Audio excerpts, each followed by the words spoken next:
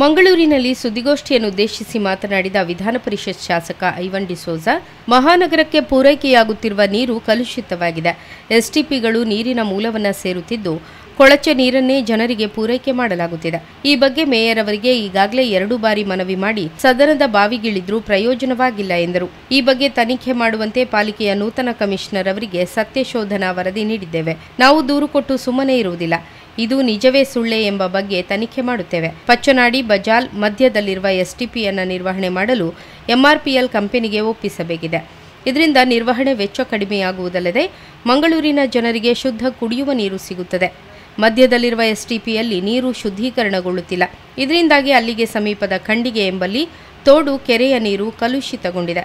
ಇದರಿಂದಾಗಿ ವರ್ಷಕ್ಕೊಮ್ಮೆ ನಡೆಯುವ ಖಂಡಿಗೆ ಮೀನು ಹಿಡಿಯುವ ಜಾತ್ರೆಗೆ ಕಂಟಕ ಎದುರಾಗಿದೆ. ಸಾಂಕ್ರಾಮಿಕ ರೋಗದ ಭೀತಿಯೂ ಇದೆ ಎಂದರು. ಕೆರೆ ರಿಪೋರ್ಟ್ ನೋಡಿ, ನೀರು ಕಾಣುವುದಿಲ್ಲ,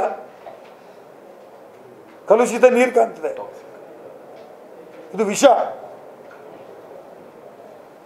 ಅಂದರೆ ನಮ್ಮದು ಕಂಪ್ಲೇಂಟ್ ಅಲ್ಲ, ಸರಿ ಮಾಡುವುದಿಲ್ಲ. ಯಾಕೆ ಒಪ್ಪುವುದಿಲ್ಲ? ಯಾಕೆ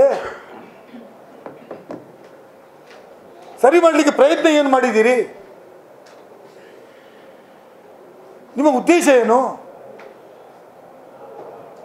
ಎಲ್ಲ ತೋಡುಗಳಲ್ಲಿ ಕಲುಷಿತ ನೀರು.